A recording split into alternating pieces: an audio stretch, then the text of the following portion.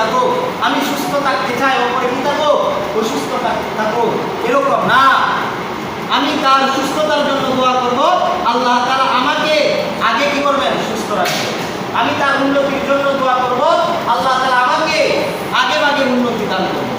হাদিসের কথা, রাসূলের কথা, মুসলিম শরীফের 6822 নম্বর হাদিস। মুসলিম শরীফের 6822 নম্বর হাদিস।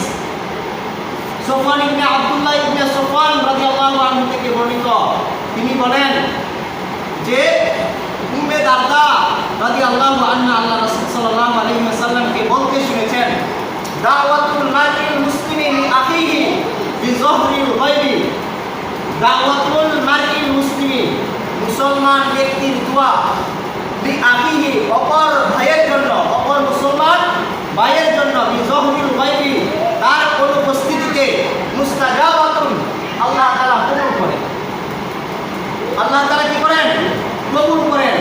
যে মুসলমান ব্যক্তির দোয়া তার অপর মুসলমান ভাইয়ের জন্য তার অনুপস্থিতিতে দোয়া করা হলে দোয়া মুস্তাজাবাতুন কবুল করা হয়।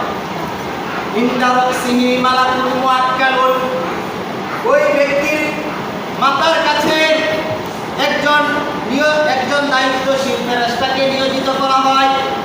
কুল্লামা দাআ লি আখিহি বিখাইরিন, এক মুসলমান ভাই যখন অপর মুসলমান ভাইয়ের জন্য যখন এই কল্যাণের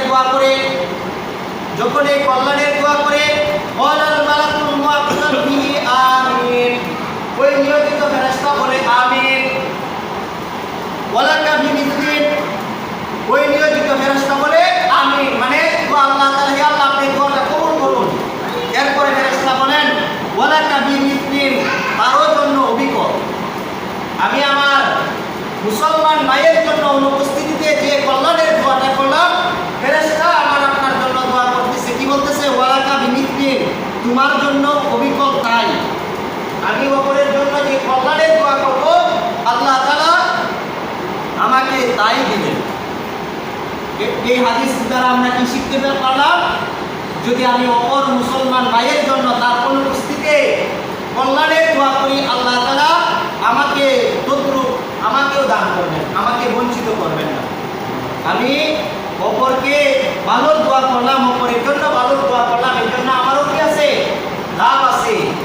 ফেরেশতারা আমিন বলতেছেন, এটা কবুলকৃত হয়ে যাবে, এটা অবশ্যই কবুল হয়ে যাবে। আমরা মুসলিম শরীফের 6822 নম্বর হাদিস থেকে শিখতে পারলাম, আমি যদি আমার অপর কোনো বিপদগ্রস্ত ভাইয়ের জন্য দোয়া করি, আমার কোনো অপর অসুস্থ ভাইয়ের জন্য দোয়া করি, আমি যদি কোনো পেরেশানি ভাইয়ের জন্য দোয়া করি, তাহলে আল্লাহ তাআলাও কি করবেন আমার পেরেশানি দূর করে দিবেন, আমার অসুস্থতা দূর করে দিবেন, আমার কল্যাণ আল্লাহ তাআলা আমার উপর কল্যাণ বর্ষণ করবেন। আমরা কি করব? একজনের যদি শুনি সে অসুস্থ, আমরা কি করব? তার জন্য সুস্থতার দোয়া করব। সে অভাবী, তার জন্য দোয়া করব, হে আল্লাহ তার অভাবকে দূর করে দিন। যদি কেউ পেরেশানিতে থাকে, দোয়া করব, হে আল্লাহ তার পেরেশানি দূর করে দিন। হাদিসের বাণী অনুযায়ী আল্লাহ তাআলা আমাকে হুবহু তা আমার থেকেও সলভ করে দিবেন, দূর করে দিবেন। আল্লাহ পাক রব্বুল আলামিন আমাদেরকে এই আমলটা বেশি বেশি করার তৌফিক দান করুন। আমরা কি করব? বেশি বেশি অপরের জন্য দোয়া করব।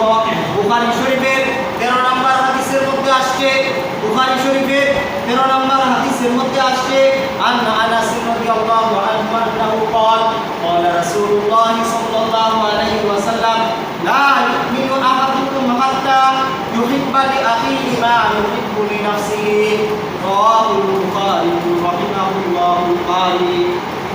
বুখারী শরীফের 13 নম্বর হাদিস, হযরত আনাস ইবনে মালিক রাদিয়াল্লাহু আনহু থেকে বর্ণিত। তিনি বলেন আল্লাহ রাসূল সাল্লাল্লাহু আলাইহি ওয়াসাল্লাম ইরশাদ ফরমান, লা ইউমিনু আহাদুকুম, তোমাদের কেউ ততক্ষণ পর্যন্ত মুমিন হতে পারবে না যতক্ষণ পর্যন্ত ইউহিব্বু লিআখিহি মা ইউহিব্বু লিনাফসিহি, সে তার অপর ভাইয়ের জন্য ওই জিনিসটা পছন্দ করবে না যা সে নিজের জন্য পছন্দ করে। আমি আমার নিজের জন্য যেটা পছন্দ করি, এটা যদি আমার অপর ভাইয়ের জন্য পছন্দ না করি, তাহলে আমি পূর্ণাঙ্গ মুমিন হতে পারবো না, কামেল মুমিন হতে পারবো না। শুধু আমার সুখ দেখলাম, আমার সুবিধা দেখলাম, কিন্তু অপর ভাইয়েরটা কি করলাম না, দেখলাম না। আমার সুখটা যেরকম পছন্দ করি, অপর ভাইয়ের সুখটাও এরকম পছন্দ করতে হবে। আমার দুঃখটা যেরকম অপছন্দ করি, অপর ভাইয়ের দুঃখটাও আমার অপছন্দ করতে হবে। তাহলে আমি কামেল মুমিন হতে পারবো। আল্লাহ রাসূল সাল্লাল্লাহু আলাইহি ওয়াসাল্লাম বলেন, লা ইয়াদখুলুল জান্নাতা ইল্লাল মুত্তাকিন, একমাত্র মুমিনরাই জান্নাতে যাবে। কারা যাবে জান্নাতে? একমাত্র মুমিনরাই জান্নাতে যাবে। আর আমরা এই হাদিস থেকে, বুখারী শরীফের 13 নম্বর হাদিস থেকে শিখতে পারলাম, আমার জন্য যা পছন্দ করি, অপর ভাইয়ের জন্য যদি তা পছন্দ না করি, তাহলে আমি কামেল মুমিন হতে পারবো না। আমি চাইতেছি আমার ছেলেটাকে তাড়াতাড়ি যাতে বিবাহ করাইতে পারি, কোনো বাধা বিপত্তি না আসুক। কিন্তু আমাদের সমাজে এক শ্রেণীর কি থাকে, হিংসুক থাকে, যে তার ছেলেকে যাতে সহজে বিবাহ না করাইতে পারে, তাকে যদি জিজ্ঞাসা করা হয়, সত্যটা বললে তো আমি সঠিকটা এটাই বলছি, কিন্তু কি করে, যে ছেলে বিড়ি খায় না, এই ছেলে সম্পর্কে বলে সে কি করে গাঁজা খায়। যে সুদের ধারে কাছেও যায় না, তাকে বলে কি সে সুদখোর। এরকম ভাবে বলে কি করে দেয়, বিবাহ শাদী ভেঙে দেয়। তাহলে কি হলো, আমি আমার নিজের জন্য আমার ছেলেটা তাড়াতাড়ি বিবাহ করো, কোনো জায়গা ঝামেলা না হোক, আমার মেয়েটার যাতে ভালো পরিবারে বিবাহ হয়ে যাক, এটা যেরকম চাই, অপরের জন্য এটা কামনা করতে হবে। তাহলে আমি কি হতে পারবো, পরিপূর্ণ মুমিন হতে পারবো। তাহলে আমি জান্নাতে যেতে পারবো। তাহলে আমি কি করতে পারবো, জান্নাতে যেতে পারবো। দুয়ার বিকল্প নেই। আল্লাহ রাসূল সাল্লাল্লাহু আলাইহি ওয়াসাল্লাম অগণিত দোয়া করেছেন, অগণিত দোয়া করেছেন। আল্লাহুম্মা ইন্না নাউযু বিকা মিন আযাবিল কবরি। আল্লাহ রাসূল সাল্লাল্লাহু আলাইহি ওয়াসাল্লাম কবরের আযাব থেকে পরিত্রাণের দোয়া করেছেন। তা আমাদের দরকার নেই? অবশ্যই দরকার আছে। আল্লাহ রাসূল কি বলতেন, আল্লাহুম্মা ইন্না নাউযু বিকা, হে আল্লাহ আমরা আপনার কাছে আশ্রয় চাচ্ছি, মিন আযাবিল কবরি, মিন আযাবিল কবরি, কবরের আযাব থেকে আমি আপনার কাছে পরিত্রাণ চাচ্ছি। আল্লাহুম্মা ইন্না নাউযু বিকা মিন ফিতনাতি মাসিহিদ দাজ্জাল, কানা দাজ্জালের, হিংসুক দাজ্জালের ফিতনা থেকে আল্লাহ রাসূল দোয়া করেছেন। আল্লাহুম্মা ইন্না নাউযু বিকা মিন ফিতনাতিল মামাতি ওয়াল মাহইয়া, জীবন যাপনের ক্ষেত্রে অনেক সময় ফিতনা এসে পড়ে। ওই জীবন যাপনের সময় যে ফিতনা আসে, এই ফিতনা থেকে আল্লাহ রাসূল সাল্লাল্লাহু আলাইহি ওয়াসাল্লাম পরিত্রাণ পেয়েছেন। মৃত্যুর সময় ফিতনা এসে যায়, শয়তান তাকে একত্ববাদ থেকে দূরে সরিয়ে দেওয়ার জন্য তখন কি করে, মুমূর্ষ ব্যক্তির কাছে শয়তান এসে বিড়বিড় করতে থাকে, যাতে তাকে ঈমান হারা করতে পারে। এই জন্য আল্লাহ রাসূল সাল্লাল্লাহু আলাইহি ওয়াসাল্লাম এগুলো থেকে সর্বদাই দোয়া করেছেন। আল্লাহ রাসূল সাল্লাল্লাহু আলাইহি ওয়াসাল্লাম দোয়া করেছেন, আল্লাহুম্মা আগসিল খতায়া বিল মাই ওয়াল বারাদি ওয়াস সাজি। হে আল্লাহ আপনি আমার গুনাহগুলোকে পানি দ্বারা, বরফ দ্বারা, শীতল পানি দ্বারা ধুয়ে মুছে পরিষ্কার করে দিন। এই দোয়াগুলো দ্বারা কি বোঝা যায়, আল্লাহ রাসূল সাল্লাল্লাহু আলাইহি ওয়াসাল্লাম কি করতেন, সর্বদাই দোয়া করতেন। আল্লাহ রাসূল সাল্লাল্লাহু আলাইহি ওয়াসাল্লামের হাদিসের মধ্যে আসছে, আল্লাহ রাসূল সাল্লাল্লাহু আলাইহি ওয়াসাল্লাম একটা পশু কুরবানি করে তিনি কি করেছেন, বলেছেন এটা আমার পরিবার পরিজনের জন্য এবং সমগ্র আমার উম্মতের জন্য। শুধু কি করেন নাই, নিজের চিন্তা করেন নাই। সকল নবীরাই ইয়া নাফসি ইয়া নাফসি, নিজে বাঁচি এই চিন্তা করলে, কিন্তু আমার আপনার নবী, দয়ার নবী, মায়ার নবী সর্বদাই ইয়া উম্মতি উম্মতের ফিকির করবেন, উম্মতের ফিকির করবেন। আল্লাহ রাসূল সাল্লাল্লাহু আলাইহি ওয়াসাল্লামের শিক্ষা হলো কি করা, দোয়া করা। যে আমরা বেশি বেশি কি করব, দোয়া করব। আমরা যদি বেশি বেশি দোয়া করি তাহলে কি হবে, আল্লাহ তাআলা আমাদের প্রতি রাজি হবেন, খুশি হবেন। আর যদি দোয়া না করি তাহলে আল্লাহ তাআলা আমাদের প্রতি কি হবে, নারাজ হবেন, আমাদের প্রতি রাগান্বিত হবেন। যে বলতেছিলাম যে আজকের আমাদের যে আলোচ্য বিষয়, যে দোয়া তো আমরা করব, কিন্তু অন্যের জন্য দোয়া করলে, আমি অন্যের জন্য যে দোয়াটা করব, আমার জন্য আল্লাহ তাআলা হুবহু ওই বিষয়টাই আমার নসিবে দান করবে। আমি অপর ভাইয়ের জন্য যে দোয়া করব,